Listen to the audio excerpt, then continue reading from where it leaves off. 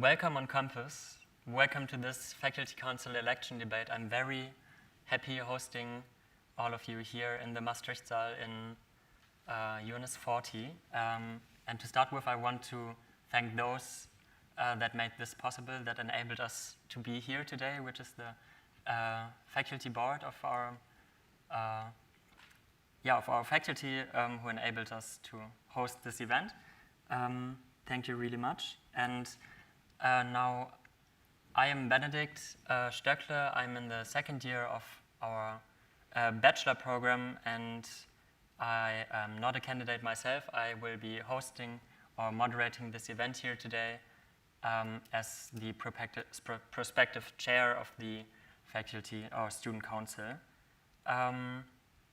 And yeah, the main focus about our debate will resolve about around 5 main topics that we will discuss. And I will give the word to each candidate, so you will hear the opinion of every of our 4 or 5 candidates. And after one of the candidates has spoken, they can ask follow-up questions to themselves. And at the end of one topic, also you, the audience in the chat, and also on campus can ask questions specifically to the candidates or to the about the general topic itself. Exactly, and yeah, this will come right after the introduction of our candidates we will start with, and we will end the evening with a final plea of each candidate, where they can summarize their most important points about their program. Without further ado, let's start into introducing our candidates here today. To get the audience know who you are and what are your motivations to join the Faculty Council. Emma, if you would like to start. Yes, so my name is Emma Remacle. I'm 18 years old and I'm from Liège. I'm a first-year student in psychology. I chose to run with the Novum Party because it's the progressive party at Maastricht University, and it has a broad and ambitious policy platform, including sustainability, good housing, inclusivity, diversity, internationalism, and mental well-being. It represents the whole student community, and I think I've always been engaged in student well-being, also by doing the survey, and some of you might already know me for that. I did it without instructions because I love to be engaged in my university and for the other students that study with me. Thank you, Emma. Next, Hannah, please. First of all, thank you all for this opportunity. I think it's very important that students also from FPN get to know us and what we've planned for the next year. I'm Hannah, 21 years old. I'm in first year psychology student, and I'm running together with the Can Party. What is the Can Party actually? The Can Party is a coalition of local student organizations, for example, Master for Climate, Precious Plastic, Fossil Free, Food Co-op, and much more. And I think this is already like maybe a first distinction to the other parties, because we always exchange our ideas, we regularly meet up, and I think this is very important, so that we have always feedback on each other's opinions, and I think this is very nice to have as a backup also for myself. Why am I running for Faculty Council? I realized that we students actually have a voice and that we can really use this voice.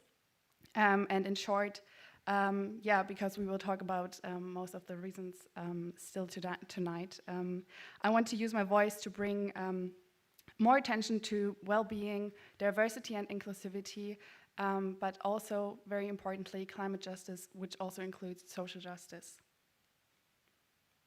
Thank you very much, Hannah. Next, Dani, please. Yes, so hi everyone. I'm Dani Oosterbos. I'm 19 years old and I'm a second year student of psychology. I'm running for behalf of DOPE. It's another party than the two beside me. And I want to focus with this party about the student well-being, of course, but also the quality of education, because I think at the end that's why we're here, to have good education and good quality of it.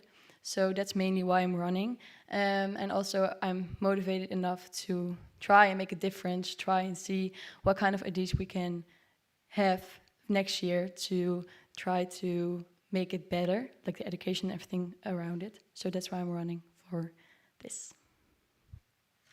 Thank you. Last but not least, we have Noor. Yeah, I'm happy to see you all here. Thank you. My name is Noor. I'm 19 years old and I'm a second-year psychology student as well. I'm running the elections on behalf of DOPE as well with Dani. Yeah, I came in touch with DOPE via a friend of mine, and she was very positive about it because DOPE will like maximize its efforts towards safeguarding the quality of education. And I think quality of education is the most important because the students have the most benefit of that. Besides that, of course, during COVID, student well-being has came up as a very big point for me. So that's what I want to focus on as well.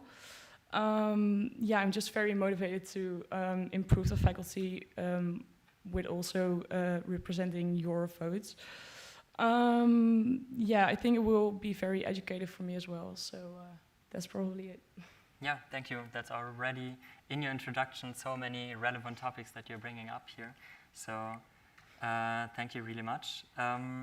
So to start with our first topic of the evening, we would like to talk about student representation, because being elected in the Faculty Council also means being part of the Student Council.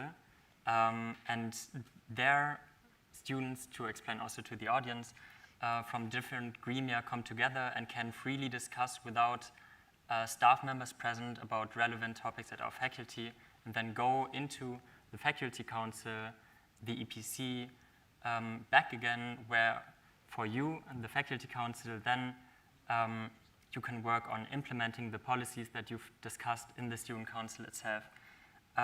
So besides that very brief explanation, what do you think, or in your opinion, would be what student representation should entail? Yeah, I will start. I think it's a very important part because during COVID, a lot of things have changed for us and very quickly, actually. So I think it's important that students should be represented and that their opinion should be involved because they have to deal with it. They know what they like go through on online or on campus before COVID. So I think they know as well very good what should be improved and what could we keep like this. Besides that, I think that also it's students pay tuition fee. I think they are also very interested, like where their money goes, and that they want the best for their quality of education. So I think it's very important to represent students and involve their opinion in it. So I think that's a good point for the student representation. Yeah, thank you. Student representation is indeed a lot about transparency, so good that it's also in your agenda. Next, Hannah, please. Sure, yeah, I can actually just agree with you on transparency issues. But first, yeah, what does actually a student representative means? Yeah, I mean, first of all, we get elected. That means that we are the democratic voice of the students of our faculty. But yeah, to be honest, last year, 1 in 5 students only voted. And I think, yeah, to be represented properly, I think it is definitely necessary that more students actually get to know about our work and what we're actually doing. And that also just to make it clear here again that you can always contact us and that we are always open to also your ideas. And I think this is also what a student representative is for, that we are open to any concerns you have, and I yeah, really encourage you to do that. And also to give an example for myself, I actually heard of the Faculty Council from a friend of mine at Master for Climate, and it was just a very informal setting, and it was not related to university directly. And yeah, this already shows, I think, a problem of transparency, that we don't even get the first queue of information from the university itself. Thank you. Dani, do you want to tell us something about? Yeah, I agree with both of you. I really agree with your opinions about student representative. For me, I think student representative is like the beginning of an interaction between, of course, the students and like teachers, coordinators, everybody. And I think it's very important for students to know that they can always, what you also said, Hannah, come to us with their opinions, their votes, because it's like first information. So we really experience everything. Like teachers and coordinators can come up with stuff. They can think about ways to give us like our education, but we are the ones who experience it. And if it's not going that well, it's very important that we are aware of it and that we can try to fix it or come with solutions for it. So I think, yeah, student representation is the beginning for that and the beginning of a better education as well. Thank you. And a good point, and I also think it goes very well together with what the other candidates already said. But yeah, without further commenting, Emma, please. Well, the three of you mentioned good points with student and student council interaction, but I also want to just mention that as I already been to a student meeting, to the student council meeting, I know that it's about teamwork also. So this is very important to mention. We all have kind of different priorities in the student council, but in the end, our goal is equal, and it's to maintain a positive learning environment. And I think that's really important. We as students, if we get elected, you choose us to represent you, and we take it very seriously because we really want to represent you the best we can. And that's how we need to improve that student council, student interaction, and also keep that teamwork spirit. Thank you. Now I would like to give the audience the chance to ask questions to our candidates about their positions, or also if in the chat something pops up about something, let us know. But yeah, are there any questions so far about the general topic of student representation here? If not, then we will just go on to our second topic, which remain very relevant and also current. Our next topic is COVID-19. I think we all heard of it. So yeah, COVID is a topic that has all accompanied us for like quite a while now, and also our faculty. And some of our candidates actually have never seen the faculty without all the changes that have been made. So now my question to the candidates revolves around your general impressions, and those are, like, can you imagine the changes that have been made, or like that, for example, hybrid education, or just anything that came new could be also imagined to stay for post-COVID times, or in case our ongoing education in September will stay the way it is now, so which means hybrid or as most on-faculty education as possible. What right now do you think could be improved? And I would like to start with Dani, please. Yeah, sorry. Okay, yeah, first of all, I really think the faculty did a really nice job with everything that COVID brought to us and all the difficulties that we had to face. Because I do think, like, the things our faculty did very well is, for example, if you're here on campus and they try to make it possible to be there as much as possible. And if you're here, there are a lot of people who are trying to maintain, for example, the 1.5 meter rule. So I really like that our faculty is busy with that and working on it as well. Also, a thing that I like that the faculty did is they changed the exams from the multiple questions to the open-ended questions. This to provide kind of a new way that's not involving proctoring, because I think that will disturb our privacy as well. And in this way, it's harder to like really have a fraud or anything during the exams. a thing I do think that can be improved is the tutorials, because normally you would be in a classroom with everybody, and there would really be like a discussion going on. But since it's now like on the screen, I noticed that a lot of students are not really motivated anymore to really join the discussion. So for my beliefs, I do think now it's taking 2 hours. I had one course that was 1.5 hours. For me, that really worked very well, because 1.5 hours focusing and trying to be motivated was enough, and 2 hours mostly took like the half an hour that was not very effective anymore. So for me, that's a point that I maybe want to change. And furthermore, I really think our faculty is doing a good job with everything that COVID's making us difficult at the moment. Yeah. Thank you, Dani. Now, Emma, even though you haven't been at our faculty before COVID started, tell us about your impressions. Yeah, so this is my first year, so I don't know how uni life is without Corona, but you mentioned quite good points, and I can agree on the fact that FPN did well compared to other universities I know, but still, I would have fought more for hybrid education, because we know now the government allowed us to be 1 day per week on campus, and still that's not happening. But still, I think that the quality of teaching was very good due to the online circumstances. Yes, we also need to be aware of the Wi-Fi issues. Not everybody has a computer at home, and that was, to me, not really heard.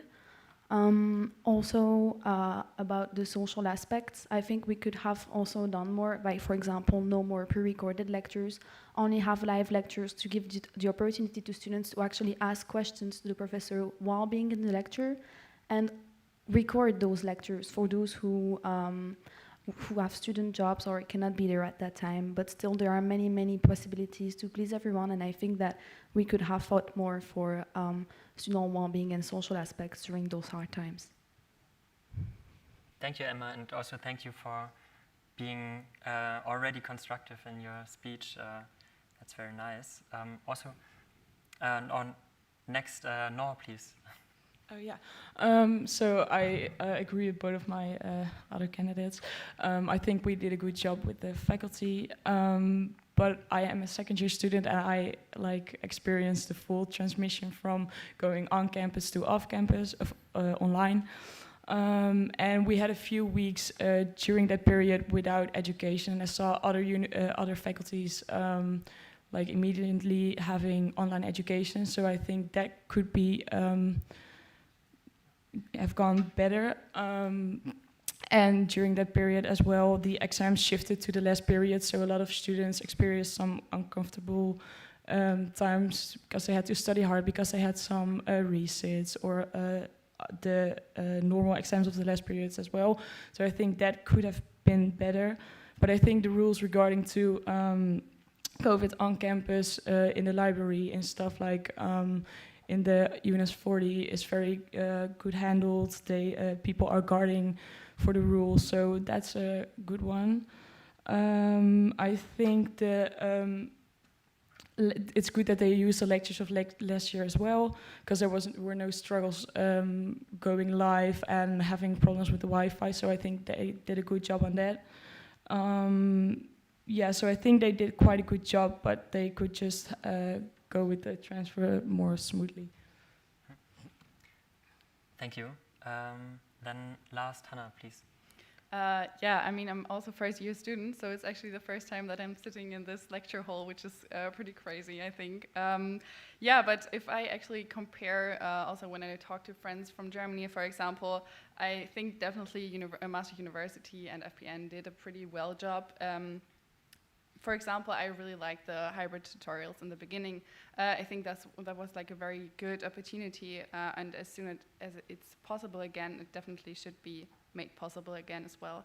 And I also liked some of the exams we had, which were more like take-home exams, which were more creative. So we had to create our own multiple choice questions, or to write our own tutor instructions. And I think this is something which maybe could also be considered in the future, because this is a different learning approach than just like learning as much as you can and then kind of vomiting it out. And I think this, I hope we can definitely influence that because, it's really nice to have a different learning approach here. But that does not mean that everything here at FPN, goes flawless, I think. So actually, I actually don't remember who said it, but I kind of disagree with the point that these open-ended exams questions are the best option, because I had sometimes the feeling that we had to do more than in multiple choice questions. For example, we had the body and behavior exam, and there the results were actually historically low, which was quoted because our course coordinator told us that. And I think that we definitely got a disadvantage to maybe other years.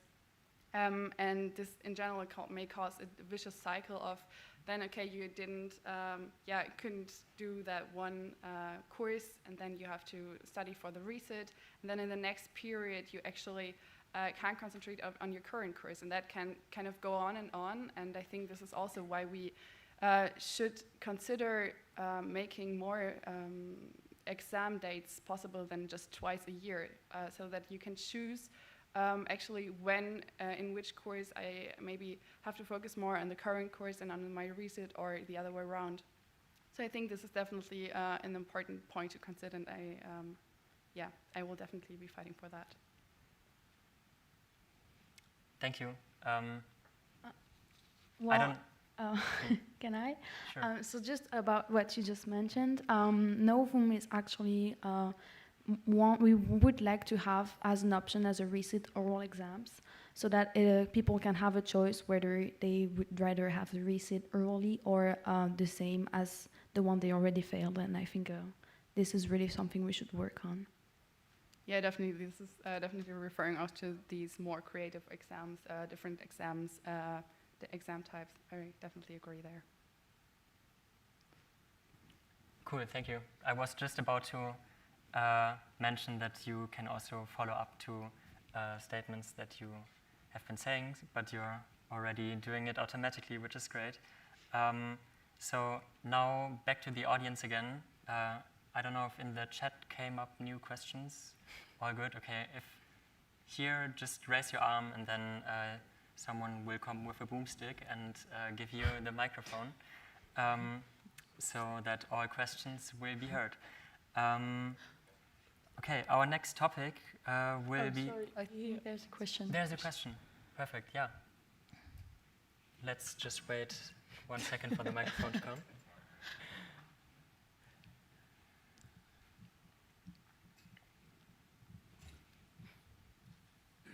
Yes, as we have talked about resit options, it just came into my mind that some students have reported to me, for example, that when they, during Corona, wrote an exam, and I mean, we know studying was a lot harder during these times, so many students that did usually decently in exams now had lowered grades.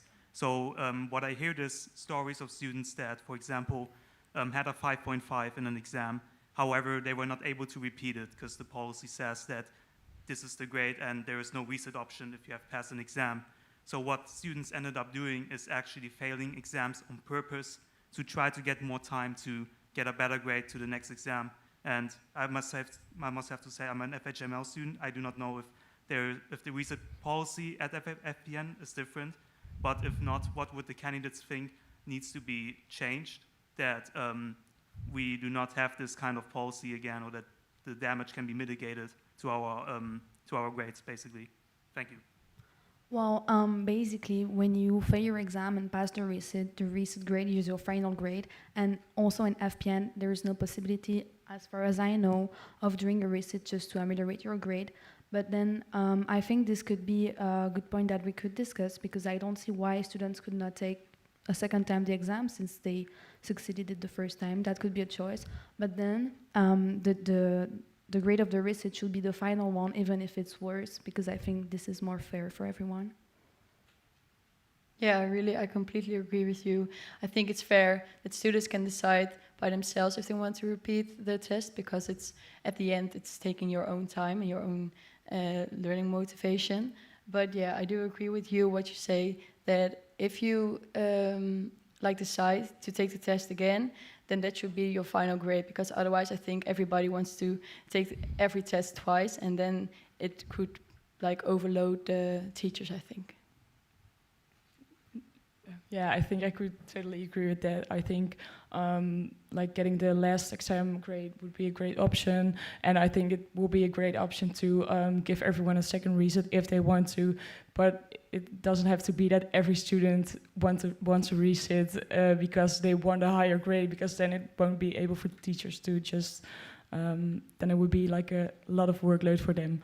So that's probably it. Yeah, I think I just can agree to all of you. I think we are have a great opinion here. So therefore, I'm really looking forward to working with you together, actually. Nice. Thank you. Yeah, I hope this answers your question, and also a good question, because this is also actually in the Faculty Council in the past time a relevant topic when we are thinking about whether the first sit could be postponed and then that we could take the resit instead. So that's basically what you were trying to say. I think that people don't even try to get the first sit in the first place. I see there's another question in the audience. Let's just wait for the microphone again. Great. Hello. If I remember correctly, someone mentioned something about online lectures being pre-recorded. And if I remember correctly, Novum has a policy about pre-recorded lectures also coexisting with live ones. Could the representative of Novum expand on that? Well, basically, as there are multiple opinions, because we are all different, some students love pre-recorded lectures because with that they can have a more flexible timetable, but some would rather have a live lecture where they could actually interrupt the professor to ask the questions, or have this interaction where the teacher accepts to stop to just answer your question. And this is something we haven't experienced this year yet. And as we can see in the pre-recorded lectures from the past years, it happened.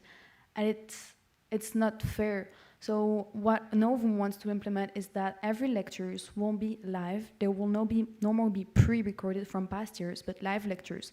And those lectures will then be recorded for those who want to have a more flexible timetable and that were not able to make it on the due date at the due time.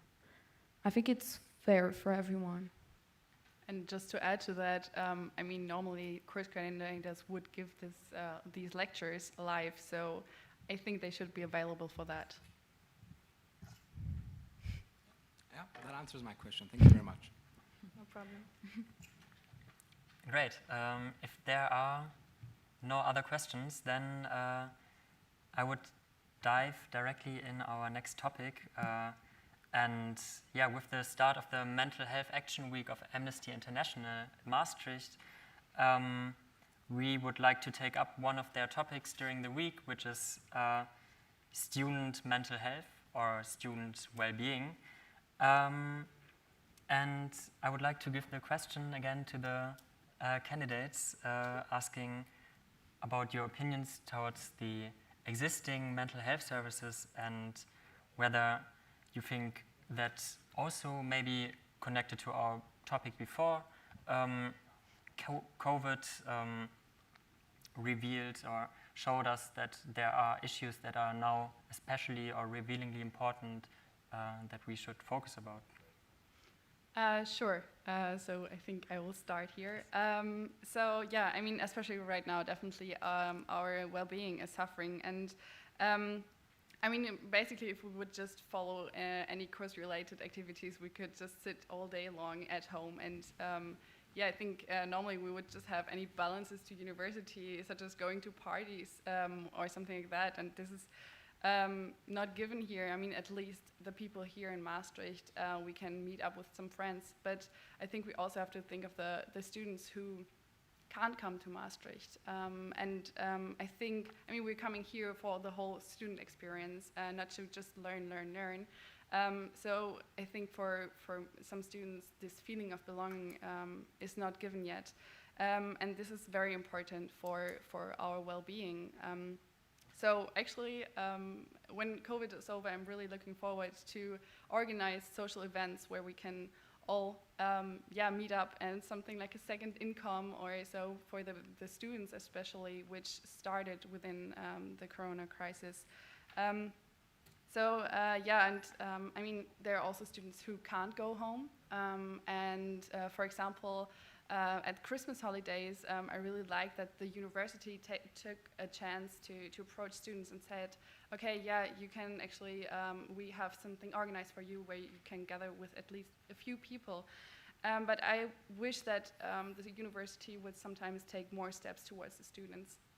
For example, I think, FPN should offer more open spaces where we can talk to staff, where we can voice our concerns, where we can voice what we may also want to change, and that then what is voiced there, that it gets forwarded to decision-making levels, so that not always we have to contact any course coordinators, and then we might get an answer or not.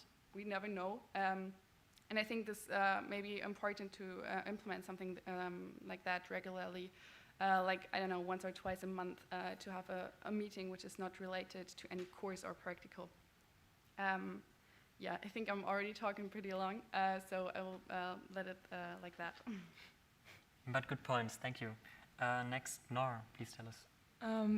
So I think during COVID, a lot of students experienced some loneliness, especially for the internationals, like some can go home. I think it's very important to just arrange some social, as Hannah said as well, some social interaction meetings, like whether it's online or in real life. It's just important to especially for the first year students who don't know a lot of other students, just get them in touch with each other. Besides that, I think it's also important that people really are aware that they can talk with somebody on the university when they have mental health issues. So I think it's important to have a lot of attention on showing them that they are able to talk to somebody. So I think that's quite important. Well, it's important for students to know that they can actually talk to somebody, but I don't know if you heard about what already exists for students to have a meeting with a psychologist. So you can basically have a meeting which will last 20 minutes and will be online, and generally it's full. You have to wait 1 week, and I think this is bad, because if you have an urgent mental crisis and you cannot rely on this from professionals, it's bad. Again, if you want to rely on your friends, you have to have some. So I think there needs to be a lot of improvement on that part. And also, as you already said, for international students, some who could not come, some who came and who knew no one, I don't think there was much help for them. And also, as Hannah, you mentioned, they offered people to join in for Christmas, but what about non-Christians or non-Dutch celebration days, like other minority groups? They have also other special days that we don't really acknowledge, and I think it would be also important to include those people for a more well-being mastered. Thank you, Emma. I do think everything is mentioned already. I totally agree with all of you, because student well-being is, in my opinion, the most important thing happening in educational programs. Like I mentioned, you already mentioned everything, but I want to add a rough idea that I have, is that every student has a mentor, and the mentor has a little group of students. And in my opinion, you have a meeting with the mentor once, maybe in 4 months. I think that can be much more, so that the mentor is also aware of what's happening with her students, and maybe she can or he can find some help as well. So that's an idea that I already have to fix maybe the student well-being, but also psychologists. If really internationals or Dutch students have so many problems, so many mental issues, they really should go and find somebody and see somebody. But maybe a mentor can be like the bridge between the psychologist and the student. Thank you. Yeah, you made it actually really easy for me to dive into the next topic directly with the transition that you're making. But first, I want to give the audience again the chance to ask questions about the suggestions of the candidates, or just in general what they think is their most important point in student well-being. I don't know, is the chat is still inactive? Yeah, please.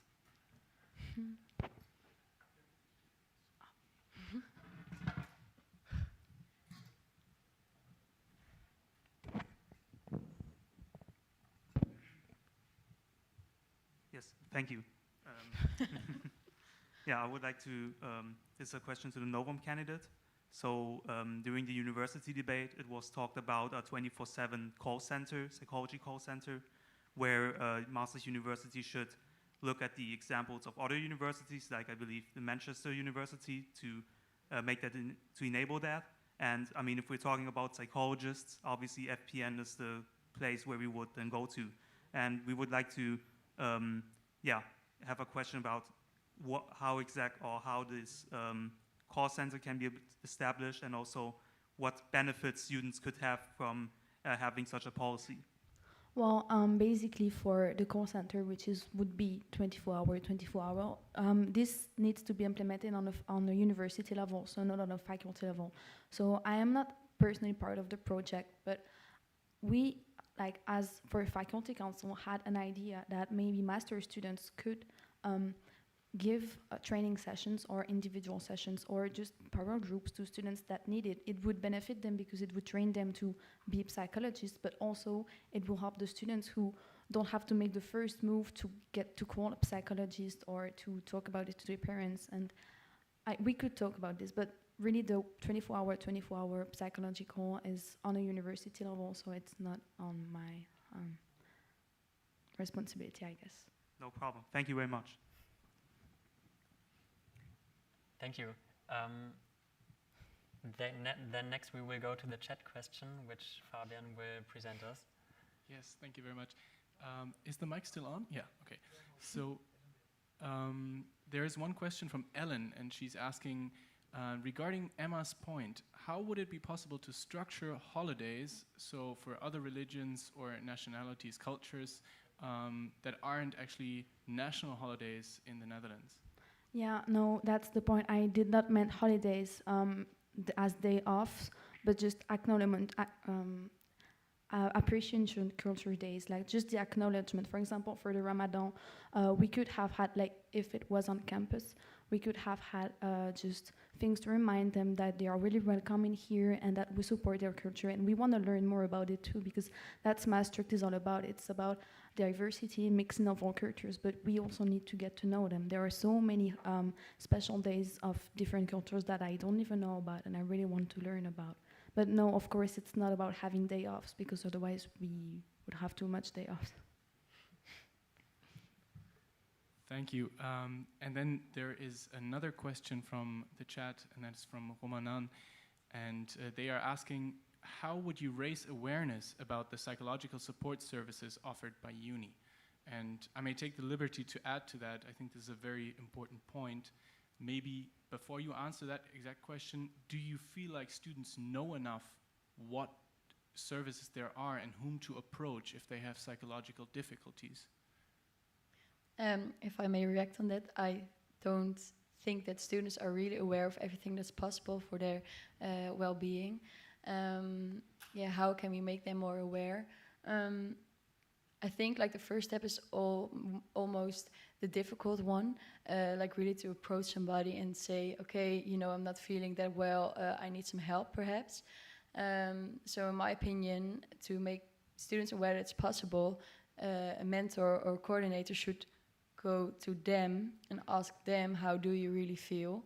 To make them aware, okay, it's okay to maybe not feel that well today or have some problems. And I think when you start with this, the awareness will grow and will be bigger because students are also talking to each other and maybe in that way you can really expand the whole program kind of. Maybe I can also add something to that. Maybe another thing also the COM party has in its manifesto is that it may be a very good idea to have a student, how's it called? Sorry, my words are missing. A student counselor.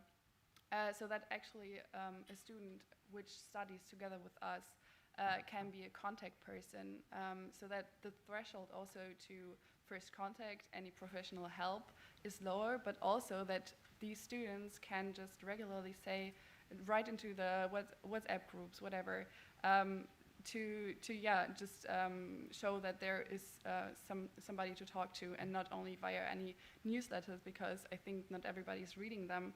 So I think that might be a very good opportunity to offer low threshold contact persons. Yeah, thank you. That's actually also a suggestion that went around in the faculty. Did someone want to say something? No. That's a topic that came up in the student council as well, when talking about including students as a person where they can refer to. So all very nice and relevant ideas, and they will be heard in the student council. Are there more questions somewhere in the chat? Or, okay. Then I suggest we go to the next topic, exactly. And yeah, Emma already paved the way into diversity and inclusivity. And because UM is an international university, and we have a lot of different backgrounds here with people that celebrate, for example, different holidays. And yeah, focusing on diversity and inclusivity is just really important, that everyone kind of feels at home here in Maastricht.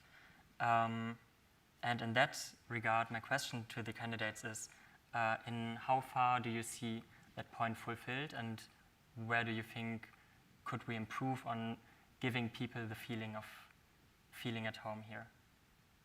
Yeah, I think I will start. Like you mentioned already, Maastricht is very diverse. There are a lot of students with all different backgrounds. So I think it's a very important topic. But it's also a big challenge because, as I mentioned, there are a lot of backgrounds. And I think it's hard to ensure that everyone is feeling at home. But it's surely something that we need to focus on, because everybody deserves to feel good and to feel at home in Maastricht. Personally, I'm from the Dutch track, and what I like is that also because you two are from the English track, of course, we can really work together and see how we can make a bridge between both of the tracks.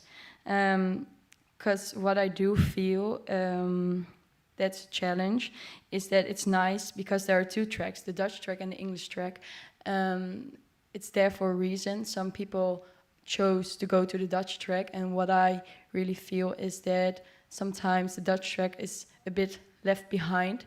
For example, our exams are like Google Translate from yours, which makes it kind of difficult sometimes to really understand the questions. That's a topic that I would really want to focus on next year, because that's different and weird if you offer a Dutch track.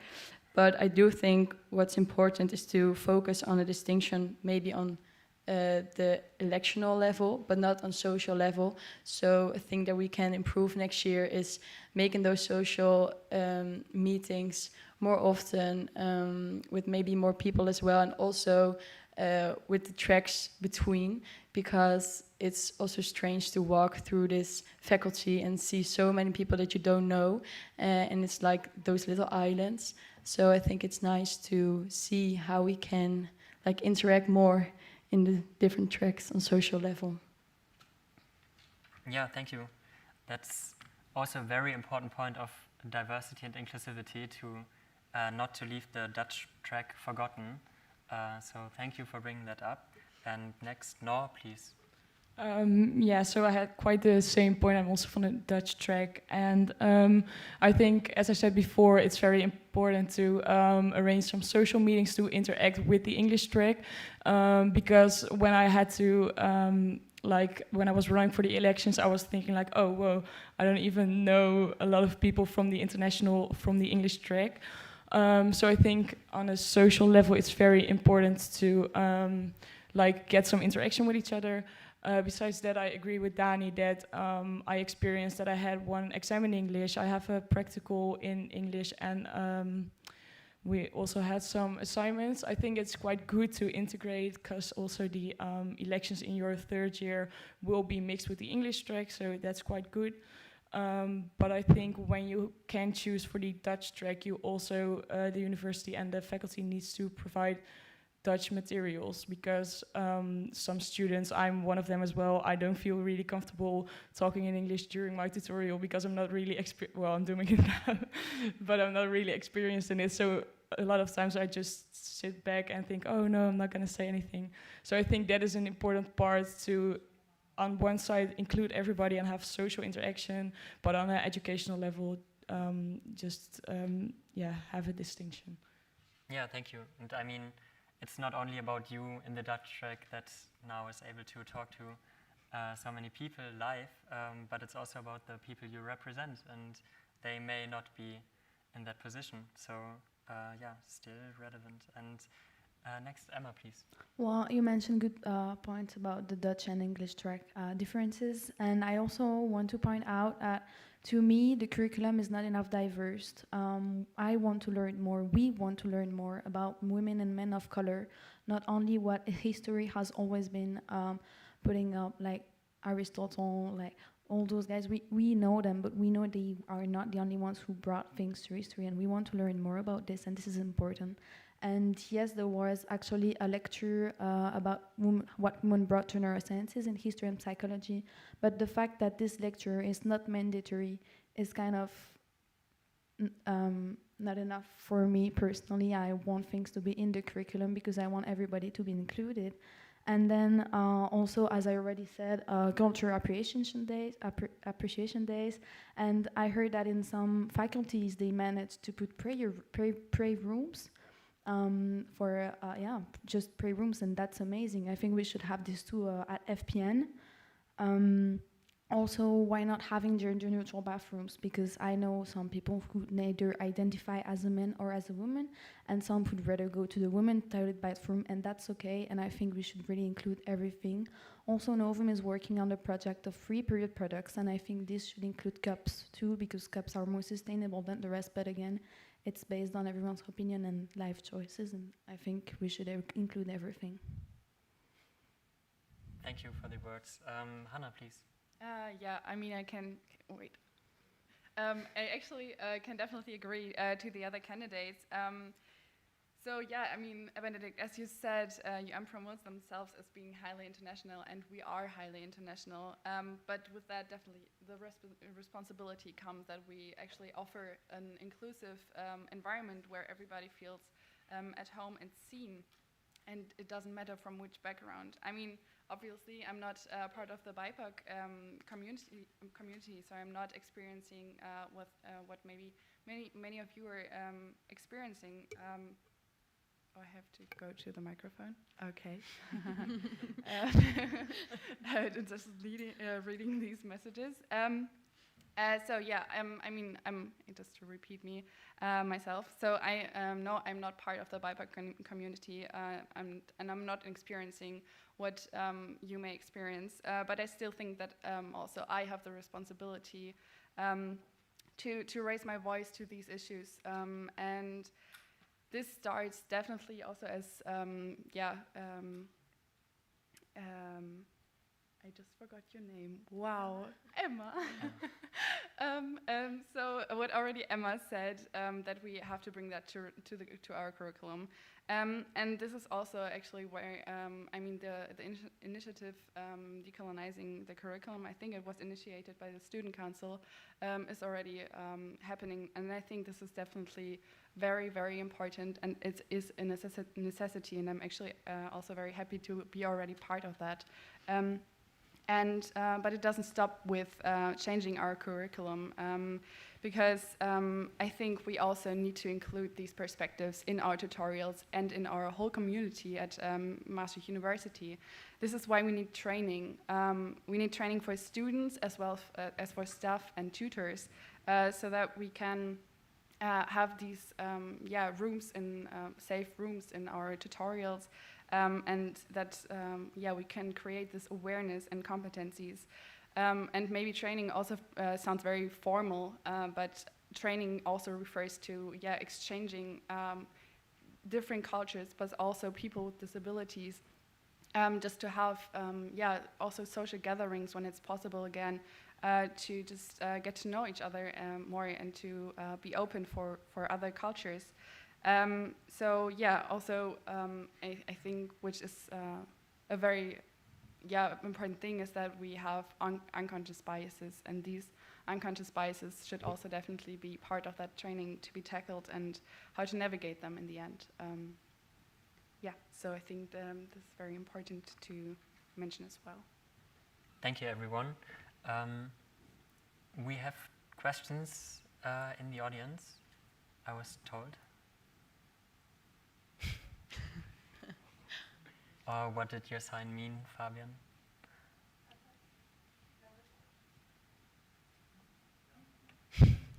Okay, misunderstanding, no worries. So there are no questions about the suggestions raised. No, I see someone in the audience raised her hand. Thank you.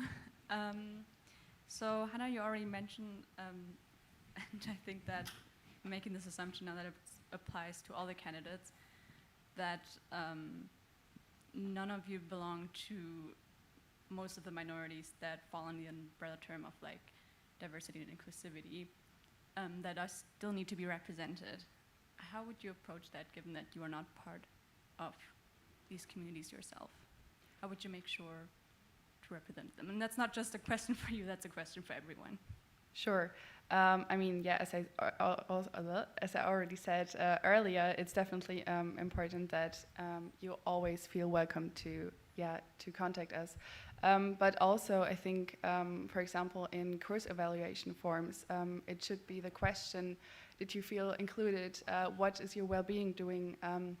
So this could also be formally included in such settings.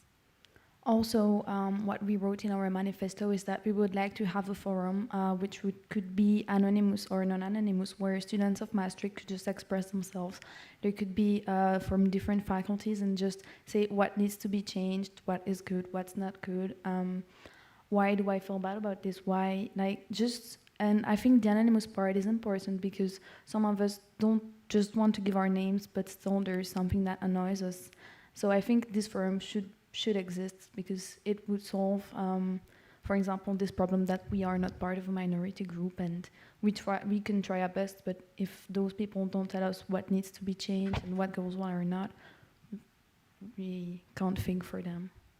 And I think actually all these problems can definitely also be solved by this training, and then everybody actually gets confronted with these topics, and this is also where exchange can happen.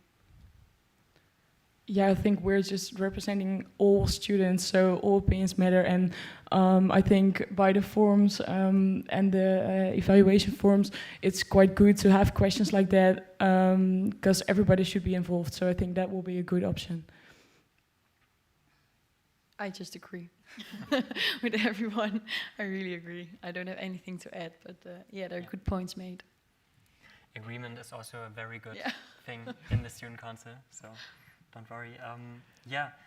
If there are no more questions, I would go into our last topic of the evening, which is challenges at FPN. So I want to broaden up the space also for the candidates, but also for you later to raise any questions that you like that are challenging at FPN or that you find challenging, to ask them afterwards. But now, first, let's hear from the candidates what they think is most important.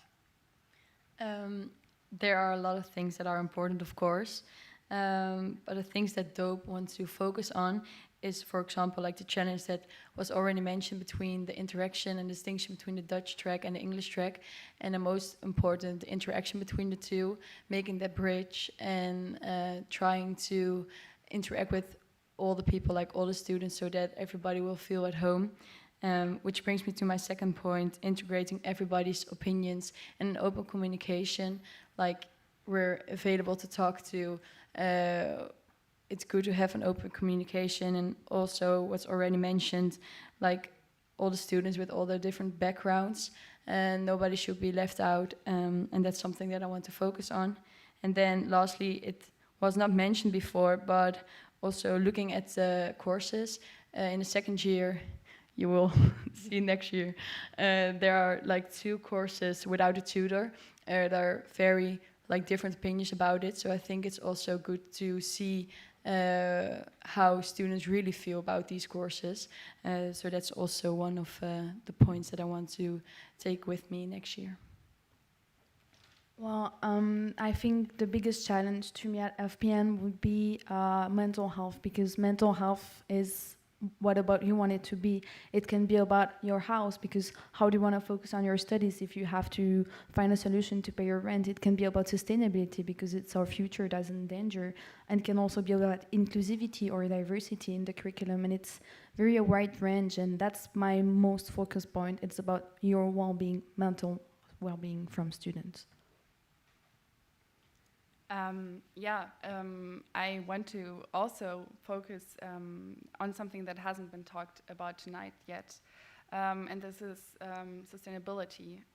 Let's be honest, we actually all know that the climate crisis is a very, very urgent topic, and it actually in the end will affect all of us or our children. But how much do we actually really know about it? How is it going to affect our mental health? I mean, we learn that our environments are actually influencing our well-being and our health. So also, I don't know, questions like, why do people deny climate change? And most importantly, how can we as aspiring psychologists can be part of solving this problem? So I think this is why we definitely need a future-proof education, which is not only decolonized, but also answers these questions. How can we use knowledge that we, for example, acquire in learning and memory, a course which we just have at the moment, to learning how to teach or educate children, students, and employees. I think, for example, we learned that emotional connections are important to implement something or in your life and to be impactful. Let's be social responsible psychologists that contributes positively to our society, and that we learn to be a diverse and aware society. Which also means that we are conscious about our future, and that we will try and give our best to solve the issue of the climate crisis. So also climate justice definitely goes hand in hand with social justice. This is why we need future-proof education. Thank you. I think, Nora, you... No, that's fine. During COVID, we have experienced online education. So I think it will be a very big challenge for the university to just like, when we can go back to normal and include everybody, because a lot of students have experienced some loneliness and don't know a lot of people. So I think that might be a challenge to make sure everybody feels at home. And besides that, I think it's very important that what we said before, like the distinction between the Dutch and English track, that we will make sure that it's not like a whole big distinction, but it will only be on educational level, and that we will be integrated on a social level, because that's very important, especially during COVID. Thank you. Now I want to give the word directly to the chat, as I see there is a question. Thank you. Yes, there is a question from the chat from our Vice Dean of Recognition and Reward, actually, Caroline Martin, and she is asking of something that Hannah already addressed in a certain way, and that's how should FPN become a more sustainable faculty? Do you have concrete actions in mind? And I think that's what you can build on in your answers, if you have any concrete ideas on how FPN can contribute to sustainability. Sure. So first of all, we need an evidence-based action plan, which is actually already starting at other faculties, implemented by other candidates, from other members of the CAM party. I think first we need these action plans where we have to use internal but also external experts. And then based on that, we need to implement that on every decision-making level, so that it also, such as well-being and sustainability, they always need to be considered in order to achieve these goals that, Maastricht University actually set themselves a goal to be sustainable by 2030. It's also actually a shame that we as students have to push for that, and that this is not already happening from the university itself. But yeah, this is how it is, and this is why I'm here. Yeah, and also on a smaller scale level, we could also have discounts at the cafeteria if you bring your own Tupperware or your own mug, and also sensibilization campaign, but putting posters, the same as we have for Corona, where it's a mirror and it's you are responsible for this. Same thing for plastic, and also we could just remove those vending machines that just sell things that are not from local shops, and we should, as you mentioned, also have more collaboration with those local shops and stop selling the food of big companies that come not from the Netherlands, obviously. Yeah, I think I can only agree with that. I think you have quite good ideas on it, and therefore I'm really happy to have you guys here, because I think in our faculty program we didn't make a big point of it, but it is actually a big point. So I think your plans on it sound very good. Yeah. I do think like starting in the cafeteria could be like the first step and a good basis, because I think every student will go there maybe once a day or twice a day, nobody knows. So starting in the cafeteria and what you said, like bringing your own mugs, maybe your own Tupperware, something like that, could really expand also fast, I think. So starting there would be a good option. Yeah, starting is a good point, because the big changes are happening at structural level. But definitely, I think we can work on that. Yes, and in the end, it's always also surprising in what domains you can actually act sustainable. So in the past month, we have implemented in the Student Council that the browsers at our libraries will be using the Ecosia web browser, which is giving money to plant trees. So even your internet surfing can be more sustainable. And as you said, like looking for the coffee mugs or wherever, like there are always options to act more sustainable, but throwing the question in the room of are we acting sustainable is really nice, and I'm glad about the follow-up question actually, but also about what Hannah, you mentioned. It's a really important topic. So now again I want to bring the word to the audience back, because this will be the last chance of the evening actually to raise any kind of questions to the candidates. I see one immediately. And also for, like, they can be general or specifically about points again, just. Yeah, my question is addressed to Hannah, the representative of the CAN party. You mentioned about increased awareness for the global warming, something that everyone is aware of. But I'd like to refer to a very sneaky component that underlies your argument that kind of contradicts the mental health approach. For the unsuspecting student who, as others have mentioned, is already under the stress of rent, COVID, loneliness, and all these other burdens that are interrupting with his motivation. Where would you draw the line between a constructive approach to global warming, such as sustainability cups, as mentioned by Emma, or through other means of addressing it? So where do you draw the line between the more constructive methods and the just increased mental burden of, oh yeah, the planet is burning and you need to be aware of that, but to the point where I can't actually do something about that, and in turn decreases my mental ability to function? Do you get the gist of? Yeah, I am actually questioning where does this contradict to my point, because I mean, my main point is definitely that we have to make structural levels changes at structural level. So this is not at all interfering with our well-being, and I also don't think that we as individuals have to take the burden.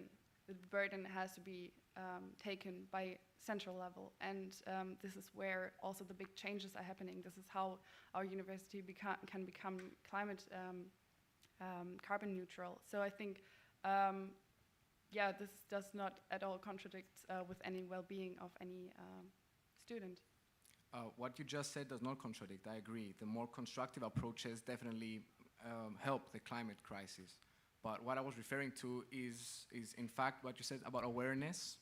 And my question to you is, where would we draw the line between awareness, which as a pretty progressive university with its intercultural presence, I would argue is already pretty aware of the global crisis. So where do we draw the line between awareness and just extra reminders to the mental burden in addition to all the others? It's kind of a technical question, not really a judgmental one. I don't know if I get the question now right, but I mean, I am referring also to implement it into the curriculum. So this also does not contradict with any mental health issues. I mean, maybe what the other candidate said is bringing Tupperware to the cafeteria. So I think these may be small steps, but these are not the steps which change the big things. Do I answer your question? Yes, you do. Thank you very much. Also, I think the changes that you mentioned, for example, with the Tupperware, I assume they will not be, like, we won't force people to do that, so they will not be, or they wouldn't have the feeling of stress, oh, I have to do this as well now to be a good person. Of course, this is always like a voluntary basis, I assume. Yeah, and the fact of having discounts on it will not force them to do it, but they will have sort of a gift in exchange, I guess, and that motivates people to do things. Because even though most of us are aware of what's going on with climate, it's not all of, like, for everyone, it's not their priority, but still having things like this could make them, even if it's a small step, it could lead to a bigger step. Like, we could have it on both levels, on implementing lectures and stuff in the curriculum, but also acting small scales, which become bigger scales in the end. Yeah, I think acting like this, like those little steps, they're not a big burden for people because they're little steps. They're little things you can do on a day, and maybe what Emma said already, if you get a little gift in return, I think contributing to the sustainability makes people see it in a positive approach instead of feeling negative about it. I actually have a follow-up question for Emma to that, because in the beginning you said that sustainability is also one of your main points of your party, but yeah, I couldn't really hear any structural changes or any suggestions from you, so maybe you can elaborate on that a little bit more. Yeah, so I said that Novum was the progressive party that had a wide range of policies, including sustainability. And of course, sustainability is not our main priority, and this has to be said. But we try to work on this. To be honest, my main point in being part of Novum is about mental well-being, and we cannot have everything done. So what I came up with is those Tupperware and the sensibilization campaign, but they already tried to implement cups and other free period products that would be more eco-friendly. And we are trying, but still, I did not say that sustainability was the main point of Novum, because it's not the truth. It's one of the wide points of Novum. Thank you. Okay, I see there's one more question in the chat. Let's go there.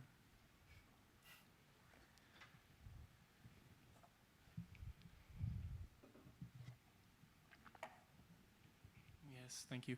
I'm glad that we addressed the question from the live audience first, because now I'm going to go away from sustainability and ask a question on behalf of Ellen.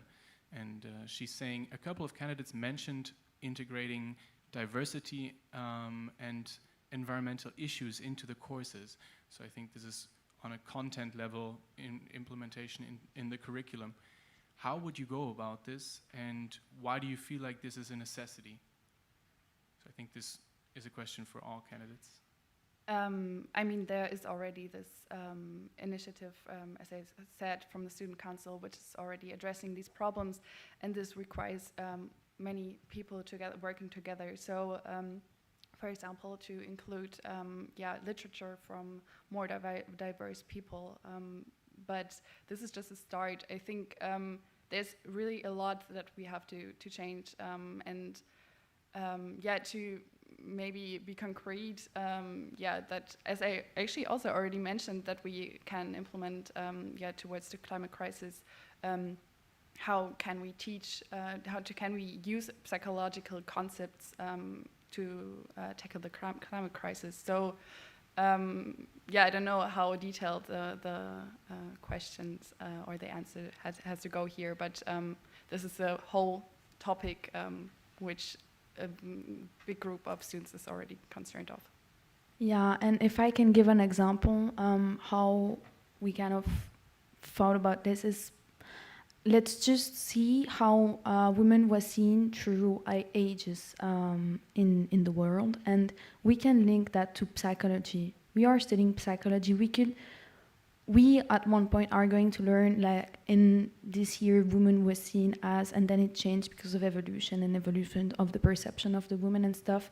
And at the same point of seeing this, we could also learn from other perspectives. Then it's like, as Hannah said, it's something we have to work on, and it's not already set, but we have ideas, and it comes from something that is structured, and there's a reason to it. And I think it's really, really important to have more diversity from the scientists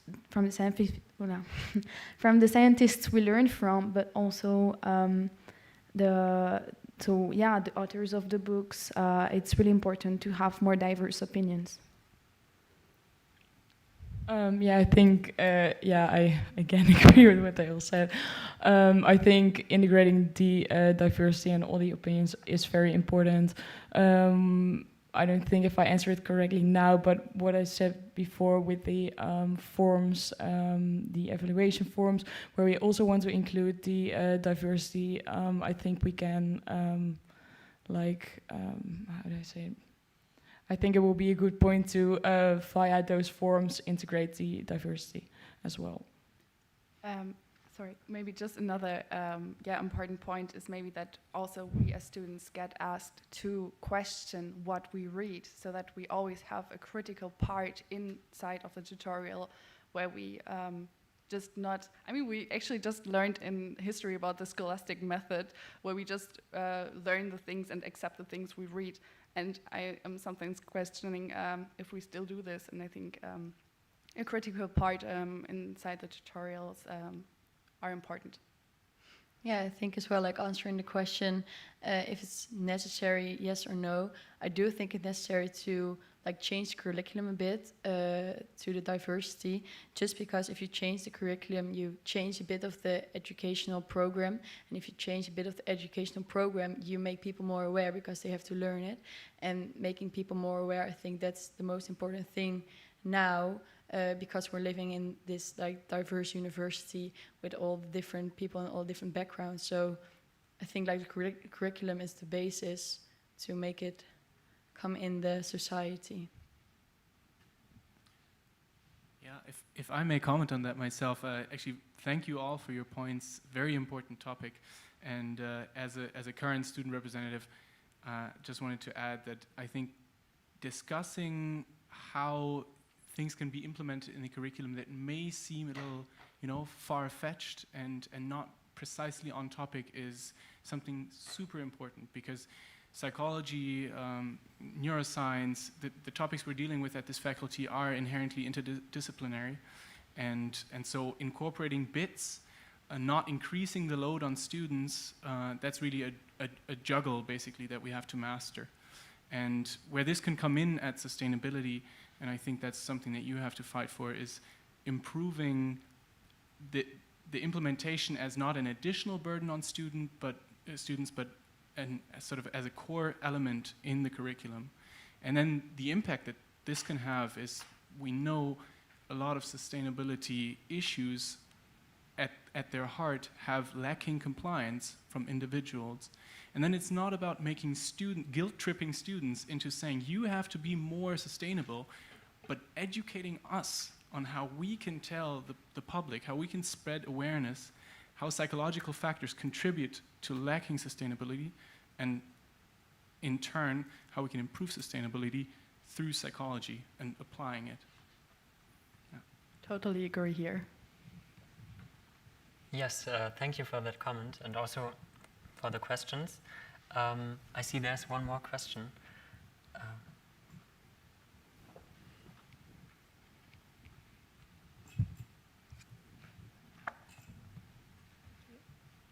Hi, I have a question that is related to the actually very first question that you all talked about, and this is about that you all address transparency towards students and reaching out to students and actually being a good representative. And I was just wondering, what would you try to do, or what are your action points to actually reach out to a broader range of students? Because I mean, currently, of course, it's the Corona year. It's very difficult to reach students, but it's actually also difficult to do that when no Corona is around and students are in the building. So I was just wondering, what would be your approaches to improve this connection between the student council, university, and students? One question, what actually happened to the toilet paper? I think it's still like the first version it's a new version. I think this is actually a very good thing to how to connect to the students. I mean, everybody is bored on toilet, so yeah. So as a little clarification for the audience, the toilet paper is an initiative by the student council that that is a shared project with FHML, so the medicine faculty, in which on the toilets around this building and around the UNS 50 building, you can find the latest news of the student council of FPN and FHML. Sorry, I didn't mean to interrupt you. No problem, don't worry. I think it's also important to just, like via forums, it's always a good one because people can just fill in their opinion and we can see what they think needs to be changed. But I think we also need to be like interactive as the faculty council, because speaking for myself, I would like to represent everybody. So I think we should also, like during tutorials, just ask like, oh, how you're feeling about this and that. Are there any things you want to change?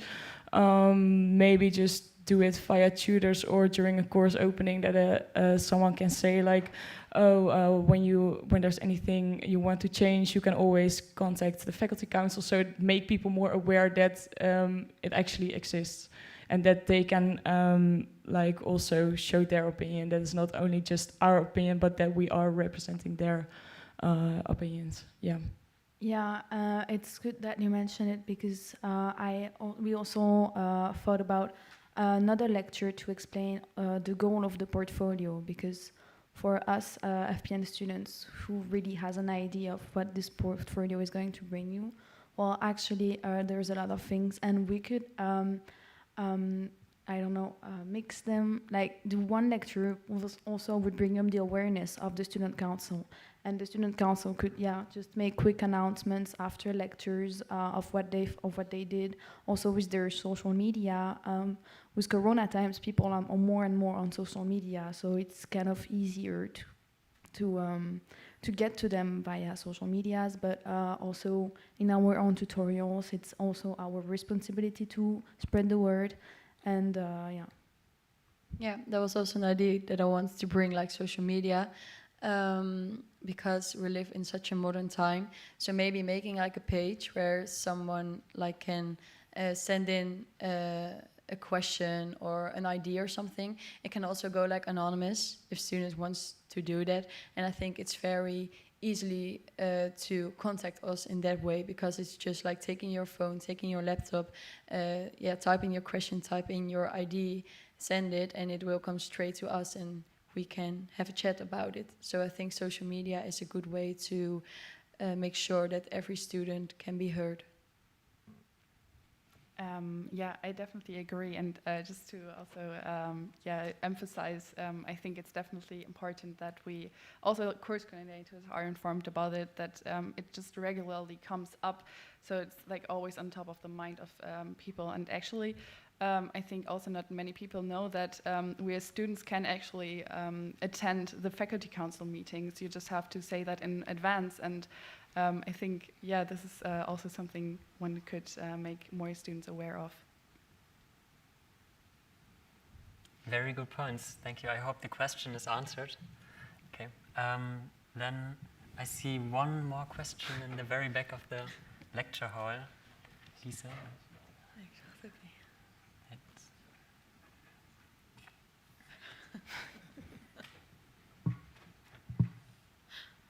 All right.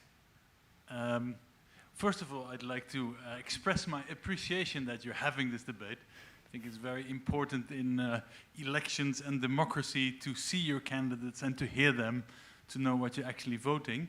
I have two questions. My first question is, well, I'm really happy that you agree with so much that's happening at FPN. That's nice to hear.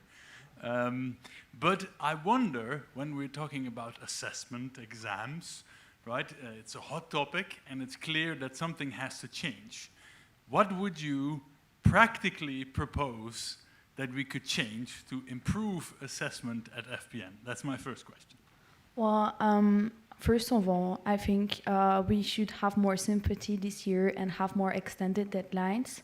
I also think it's important to have feedback on papers, because it was quite funny when we learned a few days ago in Learning and Memory, it was written that feedback is important for practice, and we have to have feedback, but we don't have feedback about the papers we handed, not for exams, not for assignments, and that's bad. I also think we should have a fixed date for grades release, because it stresses students so much to just wait and not know when they're gonna know if they passed or not. Also, around these exams as another option for resits, I think should be also implemented. Then I won't leave you guys if you have.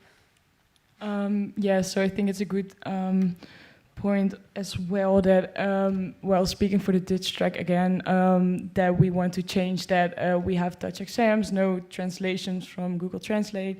And that also goes with like the courses without tutor, because a lot of students experience a lot of uncomfortable feelings because they're not like well prepared and don't know really what they have to learn, because it's very vague. So I think for the Dutch track, my opinion is that we have to change that. We need to have good translated exams and assignments in Dutch so that students feel comfortable making them. Yeah, oh, sorry. And maybe like a difference that we can make also before like the real exam is making sure that there are some practice exams, because a lot of students really want them, but they're not available.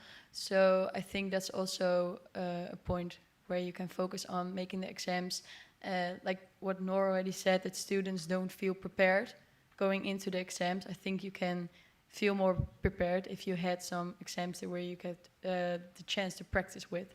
So I think making sure that there are exams allowed and open on the internet to practice, because there aren't any at the moment. Yeah, I can just agree also here again with everybody, and especially with the points Emma mentioned, because I mean, we have deadlines for our papers and for our exams, but sometimes I have the feeling that course coordinators do not have these deadlines, and so therefore, I don't know, just to give an example, I made a reassessment for my social behavior exam because I failed, and I had 1 month to wait for an answer, and 1 month I thought I failed, and I was stressing out, do I even have Christmas holidays? Do I have time to rest? And it was one really tough month for me, and I think this is definitely also, yeah, has a very big influence on our well-being, and yeah, this is why also for reassessments, as well for the results for resits, yeah, these deadlines also have to apply to course coordinators or to the ones who are assessing the exams. Thank you for those practical ideas, and do hang on to them. We need ideas, we need input to have actual change. However, I have a follow-up question, and it's about representation. When you implement changes like these ones, how do you deal with who you represent? I heard in the debate, and I read that, for instance, some of you think that all lectures should be recorded, other thinks that they should be live. So students do not agree, sometimes, right, naturally. In the council, for instance, of course, there will be both students and staff members, and you will be discussing the board that will, that at the moment, for instance, doesn't have any money or wants to make sure that the staff members don't work too hard. How are you going to implement change in this complex situation? Well, for the live lectures, if there was no corona, those teachers would give out the lectures normally, so I don't think this is too much to ask. And about the, I think the one you are asking is also about the date for the grade release. I know course coordinators have a lot of exams to correct, and we know that, but still we don't want them to correct them in 3 days. We just want to know on what time they think they won't do it, and they should stick to this date. If they say from the beginning that it's going to take 3 weeks, then it's okay, but we will know how much time we will wait. And so it's not asking them to work more faster, it's just for us to know and not stress out, because I was actually in the same situation as Hannah. And by the way, fortunately, my reassessment was accepted, but if it was not, then I would have only had 1 week to study for the resit, and that would have been bad. Yeah, I think that we also need to have a look at that. The course coordinators are transparent in that part, because now we're just waiting for a grade and don't know what's going on. So they don't have to say like I have personal stuff or stuff like that, but just like say when it's done or what we can expect, because it's both ways. Like faculty council will be transparent from students to the staff members, and the other way around, I believe is best. So I think in that way we could improve that. So I thank you for your practical ideas here, and I appreciate it, but what I mean to say is, how do you want to have change when there are opposing opinions among students and staff, among students and staff and the board? I don't have an answer to that. There is no good or bad answer to that, but I would be interested to know how you think we should deal with complex interests like that. Yeah, I do think I get your question. I think in a lot of situations there can be a good balance between. So you say, for example, the students who want to record lecture or students who want to have the live lectures. Yeah, there's a good balance between, because you can do both. So I think in a lot of situations you can always search for those kind of options to make both parties happy. And I think that's also like the aim that we're going for. It's not that we really are deciding between what party we want to choose. It's more, okay, looking at the aspirations of the students and then seeing, okay, how can we combine that? How can we make everybody kind of happy, not totally happy, because that's not possible, because then you leave other students out. So making the right balance in between all the different opinions. And also maybe to add, I mean, right now in the debate, we already have seen that we actually agree on many points, and maybe we have some more like stronger opinions on different topics, but I think also there we can learn from each other, and I think our exchange in the university council, in the faculty council, needs to be constructive, and we also need to be open to other opinions. So I think it just has to be an exchange where we have to listen to each other and then see what may be the best solution for all of us. Thank you. Yeah, I think that's one struggle of, that's why maybe also student representation is not the easiest, because you will have to find compromises and you want to represent as much or as many students as possible. So yeah, but I think you will be going the right way. I see there's one more question in the chat, and there's one more also a question and in the audience. Yeah. Okay. So two of you already, Noor and Dani, you've talked about the difference between the Dutch track and the English track, but already within the English track there's separation between EU students and non-EU students. Already before Corona, for example, the German students would be together, the Belgian students would be together, and then the non-EU would take groups together, and that does not contribute really to the diversity aspect that Maastricht tries to teach us and tries to implement with having a lot of students from different backgrounds. Do any of you, all the candidates, actually have an idea of how to implement a better diverse groups then within that? Because it also allows then in tutorial, if we want to decolonialize the curriculum, then we can actually have these discussions. But if each groups are just sitting separately, these discussions won't be as elaborate as they should be. I mean, as I already have mentioned, that I think it's very necessary to have training which actually all the students get, and within this training that we have to exchange. Maybe this is not the easiest step, and it may be also hard for some people, but I think we kind of have to step out of our comfort zone sometimes. I think this needs to be mandatory and not just, if somebody wants to, I think this is definitely important. Yeah, and I think a lot of students are not aware of that because, when you just can chill with people of your own language, some people think that's the most easy way because that's where they feel most comfortable. So what's said before, like during lectures, make them mandatory so people really also are being told, like, get out of your comfort zone and just it's not like weird if you're going to talk to people of other nationalities, because it's just normal, and that's why we have such an international university. So yeah.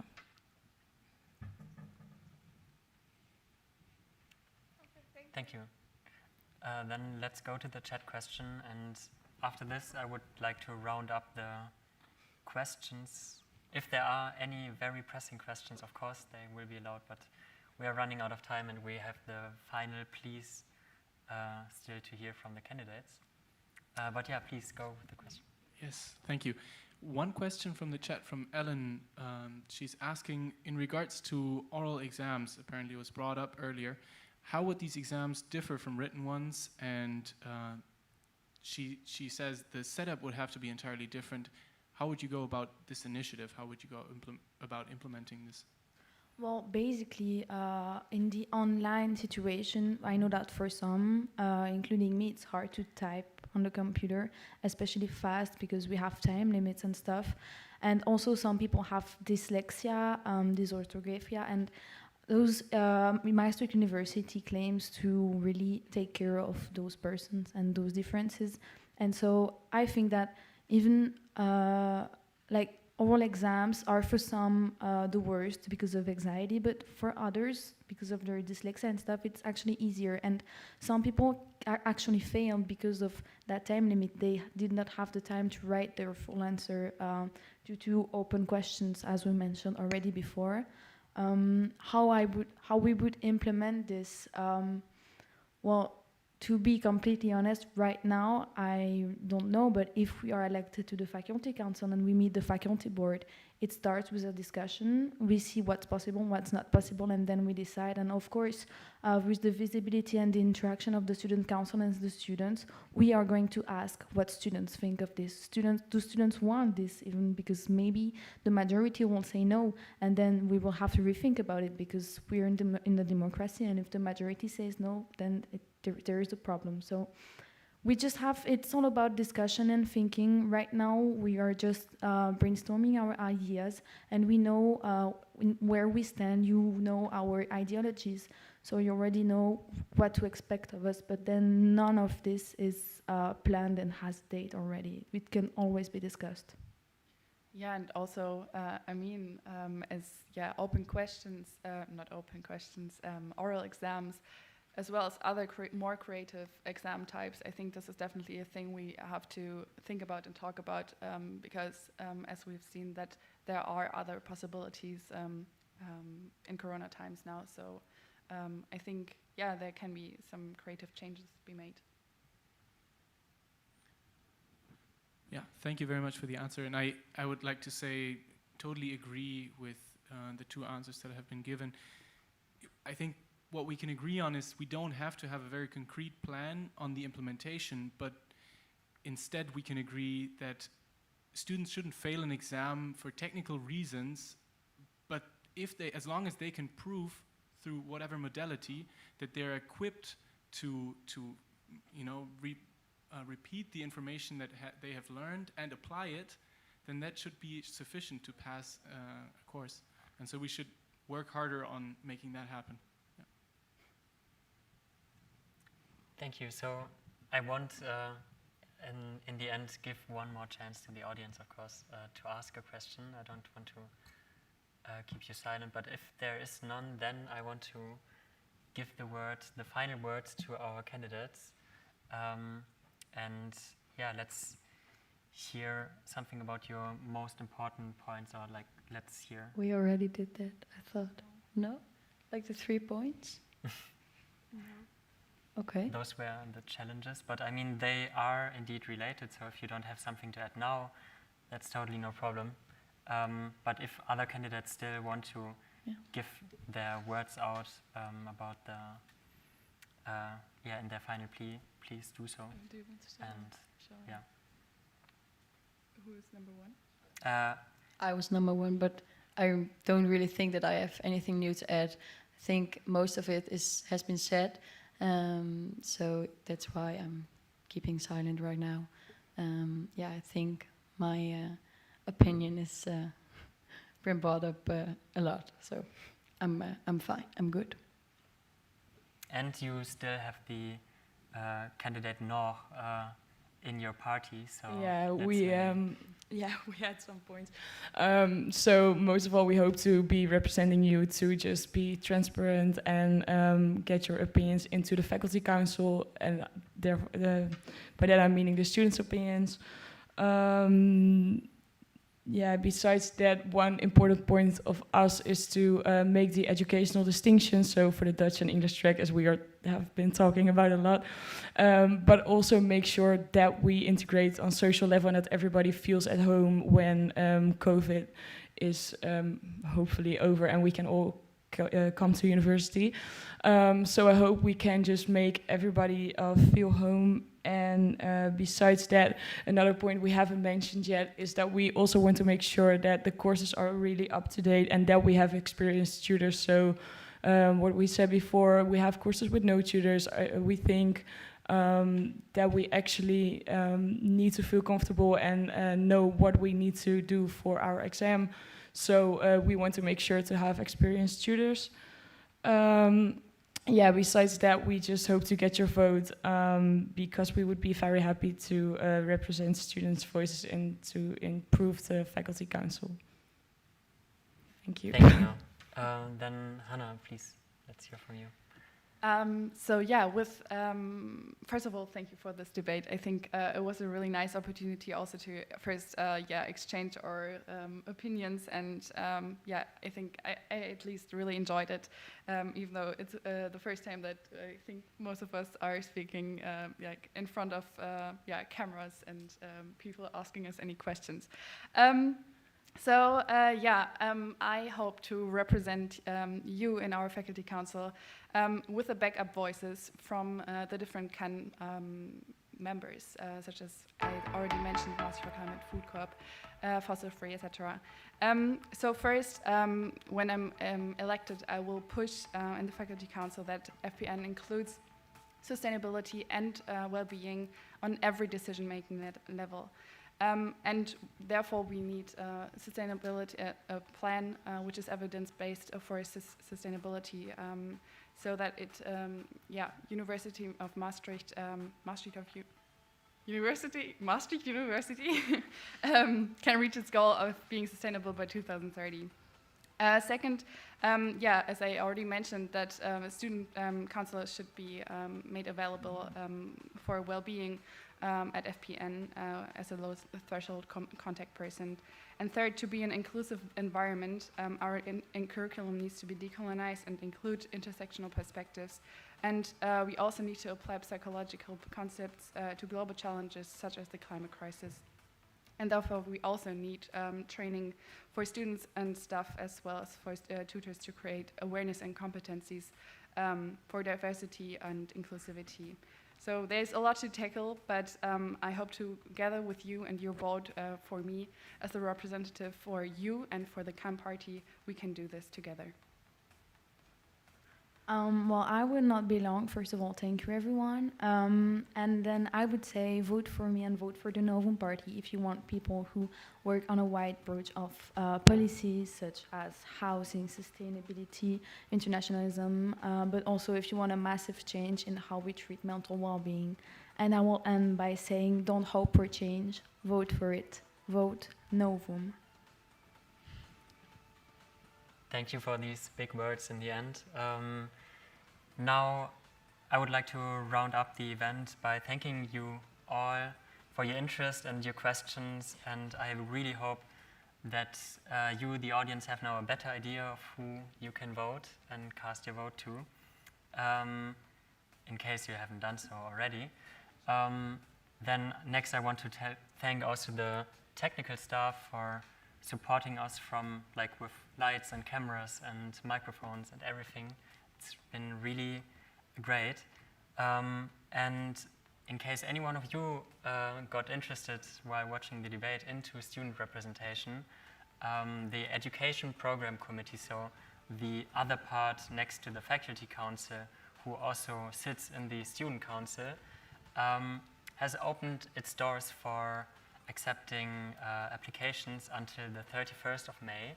So in case you got interested, feel free to send us, the Student Council, an email to ask further questions, or just send in the application directly if you want to. In those words, thank you really much again also to the candidates. I think you did not only think, you did a really good job here, also reacting spontaneously to so nice questions from the audience. And so in that sense, have a good night, everyone, and have a great week. Thank you.